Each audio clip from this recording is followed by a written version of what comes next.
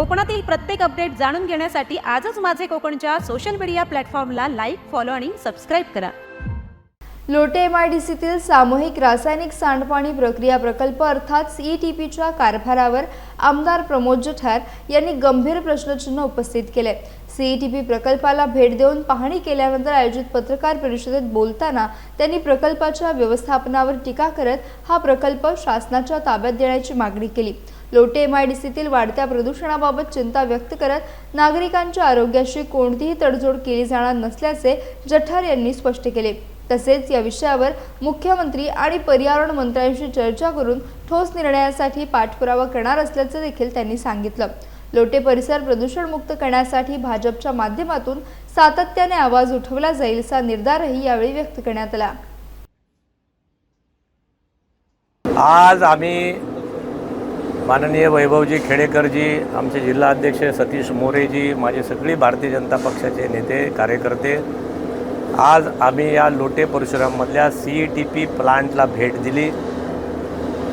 या सीईटीपी प्लांटची जे काही ऑपरेटिंग लोक आहेत, जी काही संस्था यांनी स्थापन केली याची माहिती घेतली आणि धक्कादायक माहिती अशी आहे की जे काही 50-60 या ठिकाणी प्लांट सुरू आहेत एमआयडीसीमध्ये, या एमआयडीसीचे 40-50 प्लांट जे काही कंपन्या सुरू आहेत त्या कंपनीचे त्यांचे ईटीपी हे सक्षमपणे चालवले जात नाहीत अशी माहिती ते पण मी जाऊन बघणार आहे।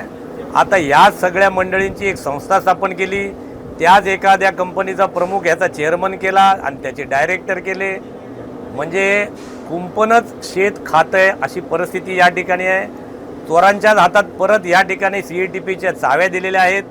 त्यामुळे माझी मागणी माझ्या सरकारकडे राहणार आहे, कारण इथली येणारी जाणारी जनता आहे, प्रचंड प्रदूषण आहे, रोग या ठिकाणी पसरलेले आहेत।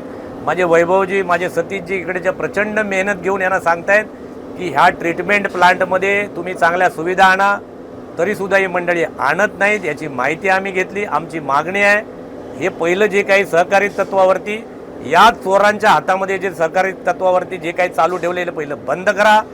हे सहकारातनं जे उभं केलं आहे सीईटीपी पहिलं बंद करा, बरखास्त करा आणि महाराष्ट्र सरकारच्या पोल्युशन कंट्रोल बोर्डने स्वतः या ठिकाणी चालवायला पाहिजे क्रमांक 1।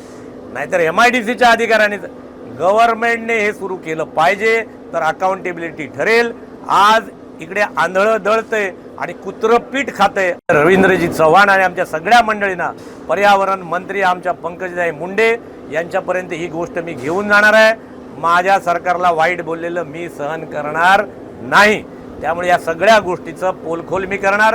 हे महिला आधी सहकारी तत्वावर जे सुरू केले ते बंद करायला लावणार आणि इथल्या लोकांना स्वच्छ श्वास घेण्यासाठी आम्हाला प्रदूषण नियंत्रण नको आहे, आम्हाला प्रदूषण निर्मूलन हवं आहे। आम्हाला 0 प्रदूषण पाहिजे, प्रदूषण नियंत्रण नको। नियंत्रणात ठेवल्यावर काय अवस्था आहे ती बघितली।